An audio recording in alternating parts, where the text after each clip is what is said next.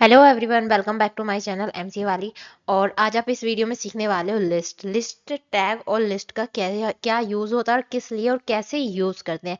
आपके सारे डाउट्स इस वीडियो में बिल्कुल क्लियर हो जाएंगे। अगर आप चैनल पर न्यू हो तो वीडियो को लाइक और चैनल को सब्सक्राइब करना बिल्कुल भी मत भूलना। ओके, तो अब वीडियो को स्टार्ट करते हैं। आगे टॉपिक को अपने को, आज का हमारा टॉपिक है लिस्ट।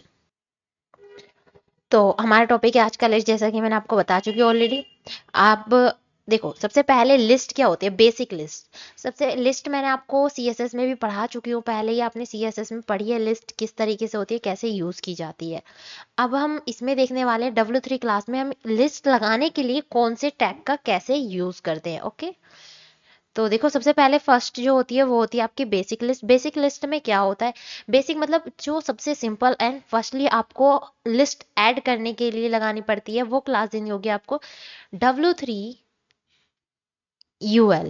W3 UL से आपको दिख रहा होगा एग्जाम्पल में W3। सबसे पहले यहाँ पर हमने W3 क्लास दे रखी है UL, और जो ये फर्स्ट बीच में लिखा हुआ है इसका मतलब भी मैं आपको बता देती हूँ लिस्ट का। यहाँ पर हमने यूएल लिस्ट स्टार्ट करी है, यूएल टैग क्लोज कर दिया। यूएल के अंदर एलआई टैग यूज करते हैं। एलआई टैग लिस्ट के लिए यूज किया जाता है, मतलब लिस्ट में क्या क्या हमें डेटा फिलअप करना है उसके लिए। ओके, इसके बाद है बॉर्डर लिस्ट। बॉर्डर लिस्ट में क्या होगा, बॉर्डर लिस्ट में बॉर्डर भी ऐड हो जाएगा साथ में। सिंपल सी बात है भाई, बॉर्डर भी ऐड हो जाएगा। ओके,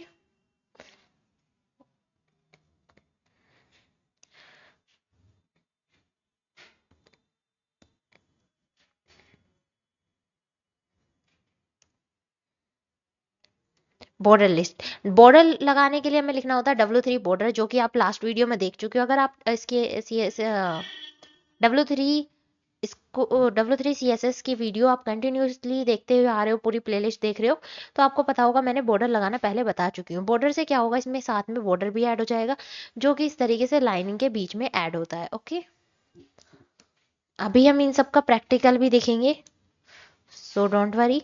आपको मैं अभी प्रैक्टिकली बताऊंगी, थोड़ा सा ये थियोटिकली बता रही हूँ अभी। List as a card. List as a card क्या होती है, जैसे कि आपने पहले देखा था टेबल को हमने एज अ कार्ड बनाया था, तो अब हम ऐसी ही लिस्ट को भी एज अ कार्ड बना सकते हैं। तो कार्ड बनाने के लिए हमें क्या करना, क्लास देनी होगी W3 कार्ड नंबर। देखो यहाँ पर दे भी रखी है ये। यहाँ पर जो अगर विद देनी है आपको लिस्ट में, वो आपको इनलाइन CSS का यूज करके या फिर इंटरनल एक्सटर्नल कोई भी CSS यूज करके आप दे सकते हो। ओके, नेक्स्ट है इसके बाद सेंट्रल लिस्ट। सेंट्रल लिस्ट में क्या होता है, सेंट्रल लिस्ट में ये आपकी जो भी लिस्ट होगी, इसकी चीजें आपकी सेंटर में आ जाएंगी। अब ये प्रैक्टिकली में आप देख लेना, ये वाला उसमें ज्यादा क्लियर हो जाएगा। कलर लिस्ट में क्या होगा, कलर ऐड करने के लिए W3 कलर लिखने से क्या होगा, बैकग्राउंड कलर ऐड हो जाएगा, जो कि आपको पहले भी मैं वीडियो में कंटिन्यूसली बताती हुई आ रही हूँ। बैकग्राउंड कलर ऐड करने के लिए हम W3 रेड लिख देंगे। कलर लिस्ट, अब देखो लिस्ट को कलर करने के लिए हमें क्या करना होगा, अगर सपोज हम एक ही चीज को करना है, चलो हम इसे प्रैक्टिकली समझते हैं थोड़ा सा, क्योंकि होवर इफेक्ट भी ऐसे समझ नहीं आएगा, तो हमें प्रैक्टिकली समझना पड़ेगा। ओके, तो फर्स्टली हम लिस्ट से स्टार्ट करते हैं। देखो यहाँ पर मैंने कि पहले ही एक फाइल बना रखी है, और इसमें मैंने क्या यूज किया है, सबसे पहले एक पैराग्राफ लिखा हुआ है नॉर्मल सा, और कुछ भी नहीं है। देन यहाँ पर ये आपका यूएल लिस्ट लिखा हुआ है। इसका आउटपुट देखें तो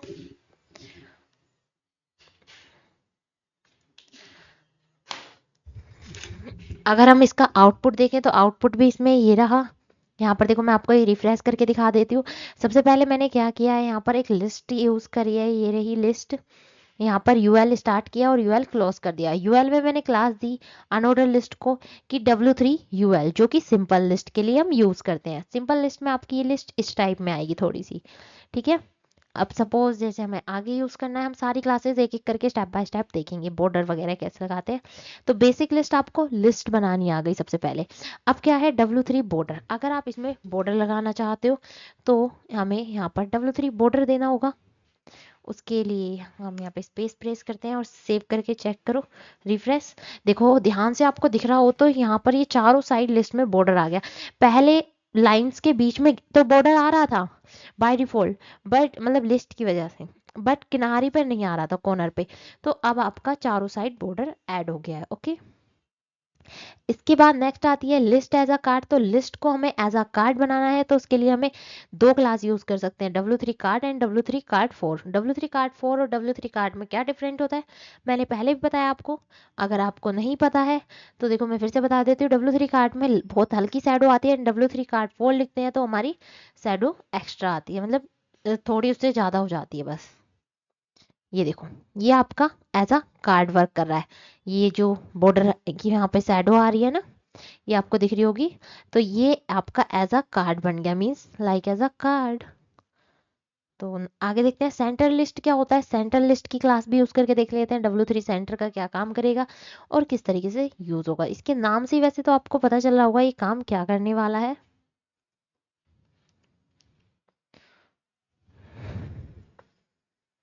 और देखो यहाँ पर ये जो लिस्ट थी मैंने पहले भी कहा था कि आपके ये सेंटर में आ जाएंगी। ओके, जो हमें लिस्ट है वो बाय डिफॉल्ट हमारी लेफ्ट साइड आती है।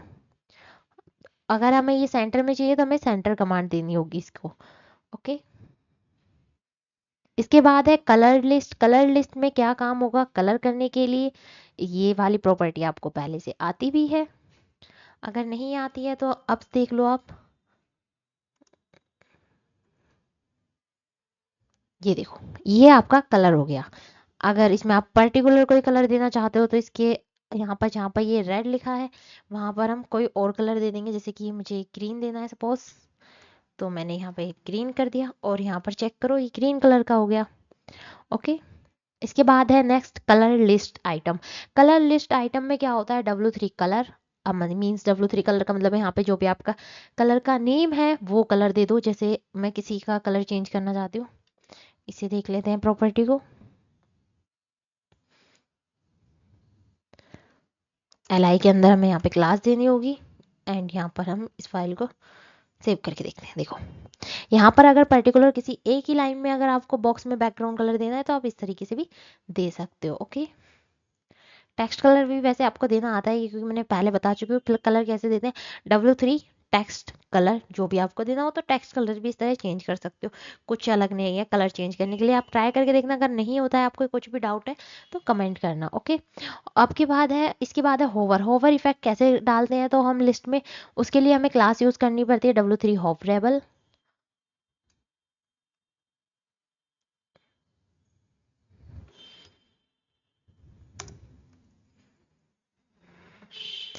तो देखो कर्सर जाने पर ये होवर इफेक्ट आ रहा है, ये कर्सर जैसे ही इस पर जा रहा है लिस्ट पर ये आपको दिख रहा होगा कि ये ग्रे कलर का हो रहा है, देखो। ओके, इसे ही कहते हैं होवर इफेक्ट। होवर इफेक्ट, अगर आपको होवर इफेक्ट में कलर भी चेंज करने हैं तो आपको लिखना होगा W3 जो भी कलर आप चाहते हो, मतलब फॉन्ट का कलर या टेक्स्ट कलर कह लो, टेक्स्ट कलर या फॉन्ट कलर चेंज करना है आपको अपने अकॉर्डिंग, तो आप क्या करोगे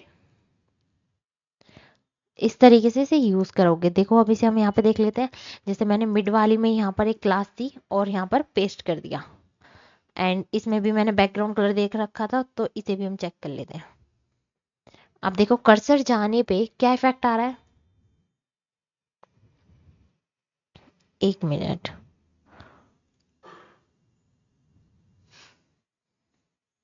मैं ऊपर का कलर हटा देती हूँ।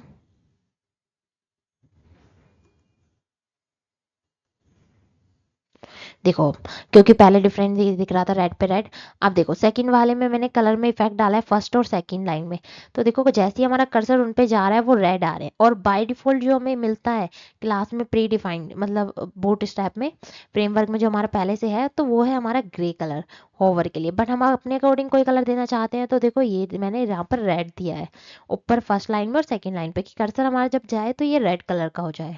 ओके, तो आई होप आपको ये सब चीज़ें क्लियर हो गई होंगी यहाँ तक। इसके बाद है closable list item. Closable list item का मतलब क्या होता है, click on X then to close hide the list, मतलब आपको कोई मतलब लिस्ट मिली है और उसके सामने एक ये क्रॉस एक्स जैसा आइकन रहता है, इस पर क्लिक करते ही वो लिस्ट गायब हो जाती है। इसका पूरा मैं आउटपुट करके दिखाती हूँ फिर समझाऊंगी जिससे कि आपको थोड़ा और अच्छे से समझ में आ जाए। तो हमने ये अपनी कोडिंग को यहाँ पर क्या कर देते हैं पेस्ट एंड सेव और रिफ्रेश। ये क्रॉस तो आ रहा है बट इसमें मुझे इसकी विड्थ कम करनी होगी क्योंकि ये काफ़ी ज़्यादा आ रही है।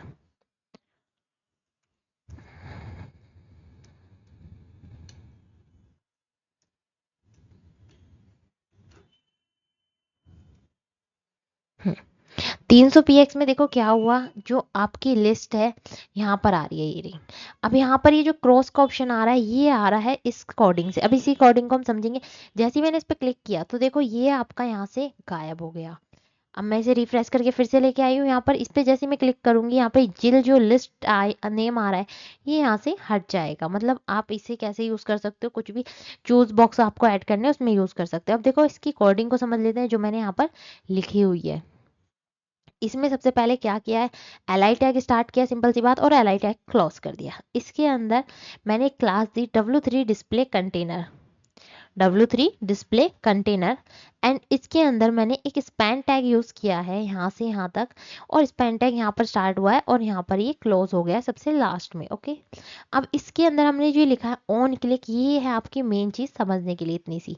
तो इसमें क्या करा है, मैंने लिखा है on click this parent element dot style dot display is equal to none। Means जो इसके अंदर पेरेंट एलिमेंट है वो इस जो डिस्प्ले है वो नन हो जाए, उसकी मतलब वो दिखना बंद हो जाए। क्लास दी है इसमें W3 बटन की, बटन की तरह लगे। डिस्प्ले राइट राइट इसलिए रखा है कि वो दिखे हमें राइट साइड। जो क्रॉस बटन है ये सारी चीजें मेन उसके लिए है, क्योंकि जो जिल लिखा हुआ है वो तो हम सिंपल एल टैग में लिखा हुआ है। ध्यान से देखो आप, एल टैग यहाँ पर ये लिखा हुआ जिल, जो बाकी जो कॉर्नर पे क्रॉस आ रहा था ना वो मीन्स ये क्रॉस, वेट, ये जो क्रॉस ऑप्शन आ रहा है ना, ये कर्सर जाने पे यहाँ पे दिख रहा होगा आपको, ये क्रॉस का ऑप्शन, इसके लिए हमने सारा गेम किया है।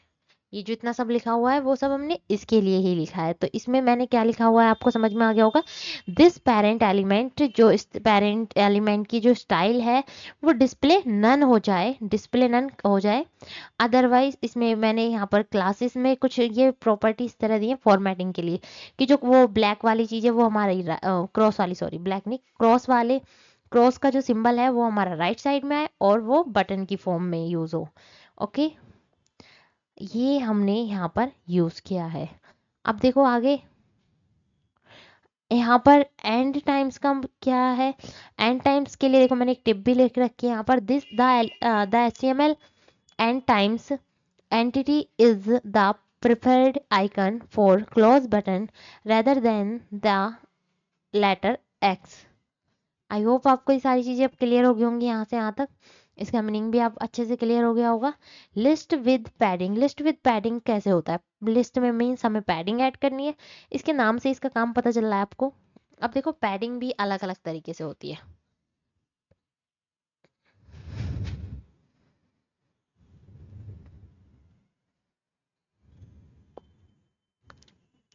अगर आप किसी भी लिस्ट में पैडिंग ऐड करना चाहते हो तो उसमें आपको क्या होगा, एल टैग में लिखना होगा W3 स्मॉल। इसे मैं पूरा ही कॉपी कर लेती हूँ क्योंकि तो वो थोड़ा खराब भी हो गया है। अब उसमें का मतलब मीन्स हमने काफ़ी प्रॉपर्टी यूज़ कर ली है। तो देखो यहाँ पर ये जो लिस्ट आ रही है, अब इसमें क्या है, यहाँ से ये थोड़ी सी पैडिंग इसमें एक्स्ट्रा आ रही है। यहाँ पर पैडिंग जो मिल रही है वो हमें स्मॉल मिल रही है। स्मॉल मतलब लिमिटेड या जितनी ज़रूरत है उतनी। स्मॉल में मतलब थोड़ी पैडिंग मिल रही है मीन्स। W3 पैडिंग में अगर आपको देखना है इसमें क्या क्या कितनी चीज़ें प्रॉपर्टी दी गई हैं, तो उसके लिए हमें क्या करना होगा, अपनी उसमें चेक करना होगा जो हमारी W3 वाली क्लास है। एक बार हम उसमें देख लेते हैं क्या क्या प्रॉपर्टी मिली हुई है आपको इसमें। यहाँ पर हमारी फाइल सेव होगी W3 के नाम से, ये रही।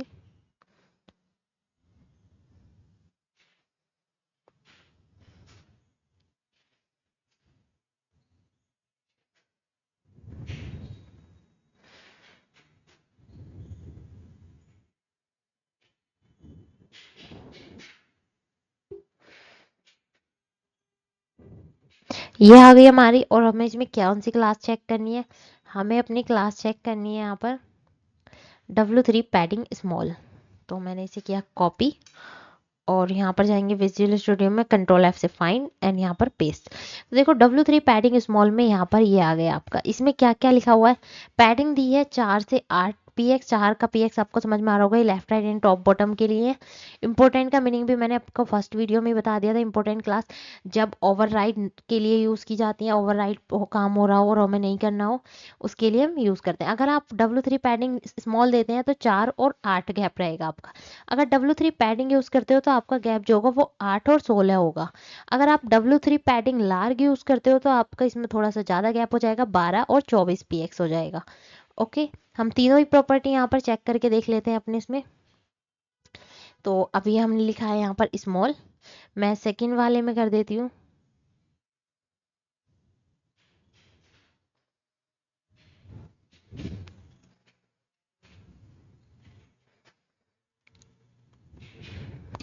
यहाँ पे मैं लिख देती हूँ लार्क, जिससे कि आपको डिफरेंट दिख जाए थोड़ा बहुत।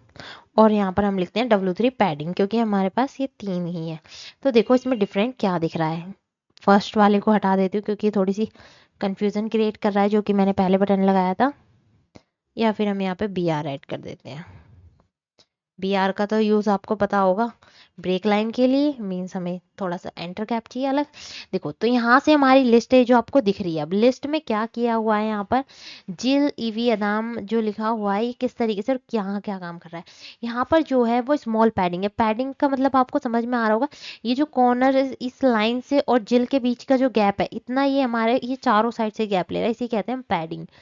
बॉक्स के अंदर और बॉक्स के अंदर टेक्स्ट के और बॉक्स के जो बीच में गैप होता है पैडिंग कहते हैं।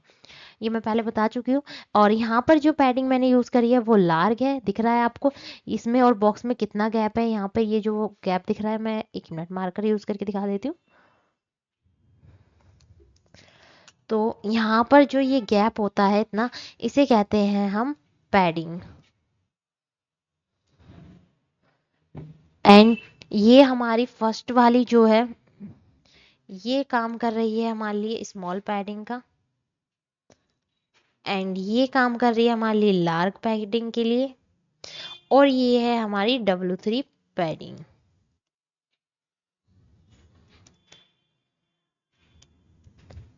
ओके, आपको अब तीनों का पता चल गया होगा कौन सी कैसे हमने किस तरह यूज करी है। आगे देखते हैं।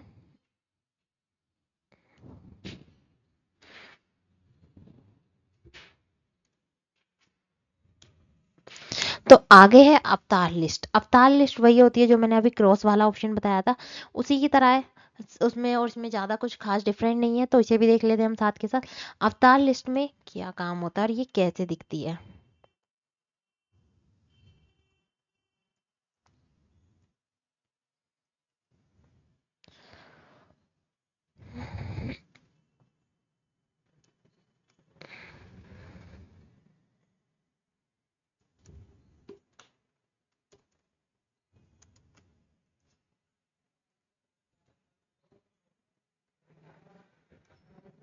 पहले मैं देख लेती हूँ फोल्डर में कौन सी इमेज सेव है। फोल्डर में बीजी नाम की इमेज सेव है, तो यहाँ पे मैंने लिखा bg.jpg, और यहाँ करते हैं हम रिफ्रेश। तो देखो इस लिस्ट में क्या होता है, यहाँ पर अब की बार हमने क्रॉस का सिंबल भी ऐड किया है, ये कॉर्नर पे दिख रहा होगा आपको। यहाँ पर ये क्रॉस सिंबल भी ऐड है इसके सामने ही बिल्कुल, और यहाँ पर हमने साथ में इमेज भी लगाई है। तो अवतार इमेज में ये होता है कि इमेज और हमें ये जो क्रॉस का सिंबल है कट करने से यहाँ से गायब हो जाएगा। देखो ये गायब हो गया, और जैसे ही मैं रिफ्रेश करूंगी तो ये ऐड हो जाएगा। ठीक है, ये लिस्ट इसके लिए आ रही है, जो बुलेट्स आ रहा है ना ये इसके लिए है। यहाँ पर जो इमेज लगाई है यहाँ पे मैंने, ये इसकी ये साथ वर्क कर रही है। अब देखो इसमें हम इसकी कोडिंग को समझ लेते हैं। अवतार लिस्ट तो समझ में आ गया आपको, हो गया कि हम किसे कहते हैं अवतार list.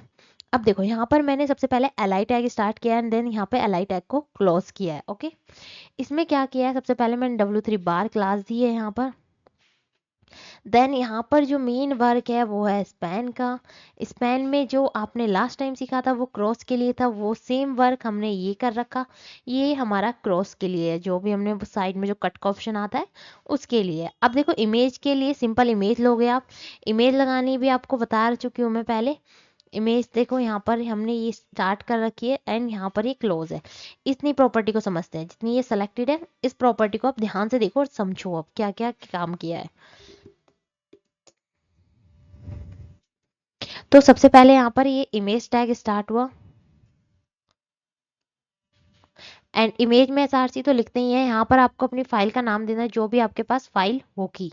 Okay, then dot JPG उसका एक्सटेंशन देना है। देन क्लास में मैंने W3 बार आइटम यूज किया एंड W3 सर्कल वगैरह, इसका ये सब इमेज की प्रॉपर्टी के लिए यूज किए जाते हैं। और यहाँ पर जो विथ दी है वो हम मैंने 85 px दी है, मीन जितनी भी आप चाहते हो इनलाइन CSS यूज करके आपको यहाँ पर विथ एंड हाइट शेयर करनी होगी।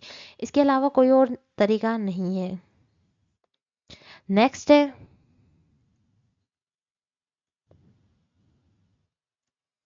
डिव में, यहाँ पर ये मैंने फर्स्ट डिव स्टार्ट हुआ यहाँ पर हमारा, ये रहा हमारा फर्स्ट डिव एंड यहाँ पर ये डिव क्लोज है। इसमें क्या गया, W3 बार आइटम क्लास दी एंड W3 लार्ग दी माइक के लिए। ये माइक और वेब डिजाइनर कहाँ लिखा हुआ आ रहा है, उसमें यहाँ पर जैसे इमेज आ रही है तो इसके साइड में ये यहाँ पर लिखा हुआ आ रहे हैं दोनों चीजें। ओके, यहाँ पर ये दोनों अलग अलग लाइन में BR की वजह से आ रहे हैं। BR का यूज आपको पहले से बहुत अच्छे से पता है। ब्रेक लाइन है, ये ब्रेक लाइन का यूज क्या होता है, नेक्स्ट लाइन में या एंटर करने का काम करता है, न्यू लाइन में लिखने के लिए। BR मीन्स ब्रेक लाइन, उसी से पता चल रहा है, ब्रेक लाइन से। इसके बाद है लिस्ट विद। लिस्ट विद में क्या होता है, हम स्पीड से करते हैं थोड़े से, लेफ्ट बनने की क्लास आपकी थोड़ी सी बड़ी हो रही है और इसमें बट आपकी लिस्ट कंप्लीट आ जाएगी और इसमें आपको सारे लिस्ट से रिलेटेड सभी टैग्स बिल्कुल डाउट्स क्लियर हो जाएंगे। लिस्ट विद क्या होती है, list have a 100% width by default, use the width property to change this. अगर देखो लिस्ट में जो बाय डिफॉल्ट विद मिलती है वो आपको मिलती है पूरी 100%।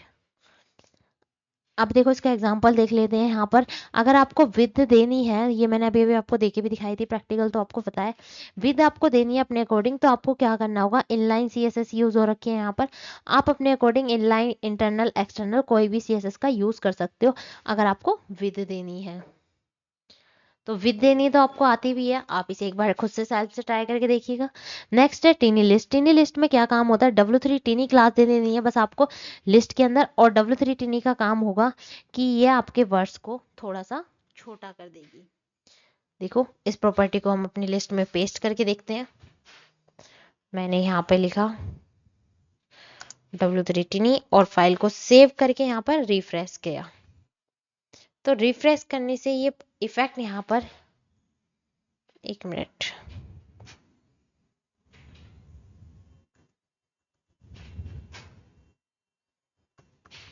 टिनी करने से ये थोड़ा सा जो है छोटा हो गया, डिफरेंट तो पड़ा। एक होता है W3 स्मॉल। W3 स्मॉल भी आपको अगर क्लास देनी है तो यही लिखना होगा, W3 टिनी की जगह आपको क्या लिख देना, स्मॉल। स्मॉल में ये वर्ड्स थोड़े से और छोटे हो जाएंगे। देखो रिफ्रेश करते ही यहाँ पर ये वर्ड्स आपके छोटे हो रहे हैं। ये इफेक्ट इस लिस्ट पर पड़ रहे हैं, यहाँ पर जो ये जिल लिखा हुआ, ईव, आदम, ये सब लिखा हुआ है ना, इस पे पड़ रहे हैं। इसके बाद नेक्स्ट हमारी जो क्लास होती है स्मॉल में थोड़े से वर्ड छोटे हो जाते हैं, ये सारी होती हैं। लार्क का क्या काम होता है, थोड़ा सा बड़ा करना। एक्स लार्क का काम होता है लार्क से थोड़ा बड़ा रखना, और डबल एक्स लार्क का काम होता है एक्स लार्क से बड़ा रखना। एंड W3 यहाँ पर अगर आपको डबल एक्स लार्क यूज करना है तो W3 double x lark class देनी होगी। And W3 triple x lark का काम क्या होता है, लिस्ट को सबसे बड़ा करना, और सबसे बड़ा जो हमारे लिए साइज होता है वो होता है जुम्बो। जुम्बो, ये क्वेश्चन आपका उसमें ओ लेवल के क्वेश्चन पेपर में भी आता है कि सबसे बड़ा हमारा लिस्ट का साइज कौन सा होता है। उसमें ऑप्शंस मिलते हैं आपको, एक्स लार्क, लार्क या ट्रिपल एक्स लार्क या जुम्बो, तो आपको वहाँ पे जुम्बो सेलेक्ट करना है। ये चीज़ आप बहुत अच्छे से ध्यान रखिएगा। आज के लिए इतना ही इस वीडियो में। हम नेक्स्ट क्लास में देखेंगे अपनी इमेजेस कैसे यूज करते हैं और किस तरीके से लगाते हैं। Thank you for this watching video. अगर वीडियो से थोड़ी सी वैल्यू मिली हो तो वीडियो को लाइक और चैनल को सब्सक्राइब करना बिल्कुल भी मत भूलना।